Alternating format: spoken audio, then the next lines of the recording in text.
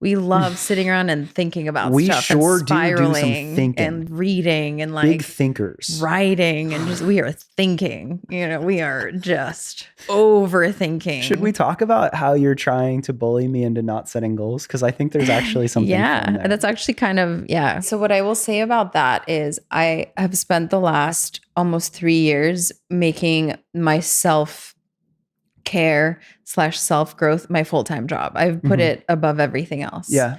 And so I do want to say that like I've put in the work. Yeah. Yeah. I really have. Yeah. And that is and important. like anyone around me will back me up on that. And good for validating that because it's true. Yeah. Like, you have hours. And it's not to be like, I put in the work. Like it's not to like brag in any way, but I think it's so important. Like it was so important for me to move forward. I was stuck in all these patterns that just kept repeating. And I was like, I got to put an end to this. Like, how do I figure this out?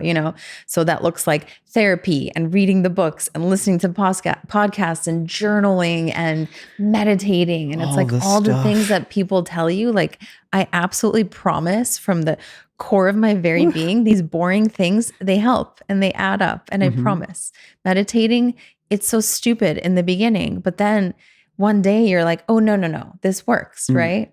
Anyway, so I will say it's very important, I think, to like, just go on a quest to figure out who you are. But then once you do that, just let life be, right? Like I really want to enter an era where I don't set any goals and I just kind of like let life bring me what it needs to bring me and go with the flow and say yes to things that I feel good about, say no to things that just don't feel good. Yeah. If it's not a hell yes, then it's a no. Love. Keep doing that. And I really believe then like the things that are meant for me will find me. I'm doing a challenge. I'm trying to convince Andrew that I'm not going to set any goals for the next 6 months. And I love this back and forth on it because you love a goal. I love a goal. I love a goal because I'm so goal. Like I love looking at a list. I love looking at my life and saying, cool, here's where I'm at now, taking inventory. Where do I want to be? What are the steps? I love breaking it down. I think anything can be done if you break it down. I talk about like 3 steps. Like there's always 3 steps you can do to like get something going, even if it's small. Like you want to paint your house, like you could probably start looking on Yelp, or you can figure out if you want to do it yourself, whatever. There's always something you can do to get started. So I look at goals and I'm like, that's the highest end of that. However, the point that you make to me where I think it's a great challenge and I love it is like, if you get so literal with your goals, you forget that life is happening around you and you're not present. And if it's not in a box or if it's not on a list and you're like out on a wonderful night with friends or something's happening, you're like, why am I doing this? This isn't productive. This doesn't go to my goals.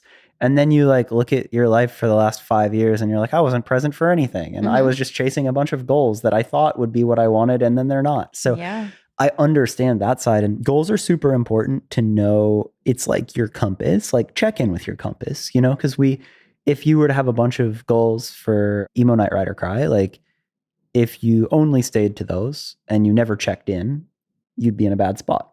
So I think like, and on the other side, it's like if you wanted to get to the spot of fitness, personal training, wellness, all of these things, you should know that that's the goal. I guess my point, to not ramble, is I like your pushback on goals because I think that I've gotten too literal at times. It's like somebody once said, he's like, don't focus. Like if the goal is like getting your Ferrari or whatever the fuck car, like don't write red Ferrari on there. Because if there's a white one that's perfect and you're not even looking at it because you're so tunnel vision on red, like you're fucking up. So I think that's the balance of goals. It's like, know where you want to go and then chill. Yeah. I think it's important to know where you want to go. I'll fight you on that forever. Like you need to know where you want to go. But once you know that. What does that mean though? Like, I mean, like to me, I want like my goal is like, I want to inspire as many people as I can with this podcast. Like it monetarily, like it makes no sense. You're doing that right now. Right. But that's like perfect example. I get lost in that. I get so hard on myself. I'm like, the numbers are shit. I need to get another camera. I need to do this. Like the goals, right? Yeah. But when you take that away, you're doing what you want to do. And that's the perfect, like that's you're my perfect balance to that because I lose sight of that. Like, I'm like, I want to do this. And you're like, you're doing it. Yeah. And I'm like, no, but I need to do it. Yeah. And you're like, okay, wait, it's like we keep focusing on this future version of ourselves Yeah. without realizing that we are that person already. Yeah.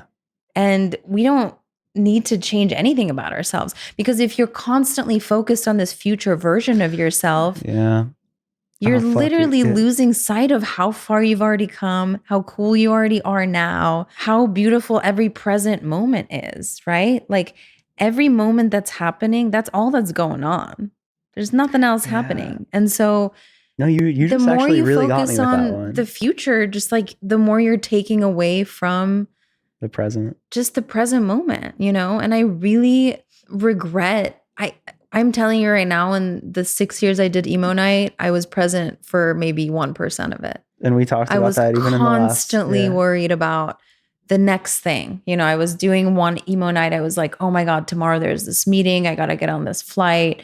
I have to talk to this person. And I can think of literally 2 EmoNites that I was present. I put my phone down and I decided to be in the present moment 2 times out of 6 years. And every other time I was like so hectic and goal-oriented. And not even goal-oriented, but like, just, you know, like worried about the future. Yeah. It's like, fuck, no, that you got me. Like, I know like this is like us recording a podcast, but like for real, like we have this conversation all the time. And like what you just said to me there, like when I was like, I want to inspire these people, and you're like, you're doing that. You're doing that. Like,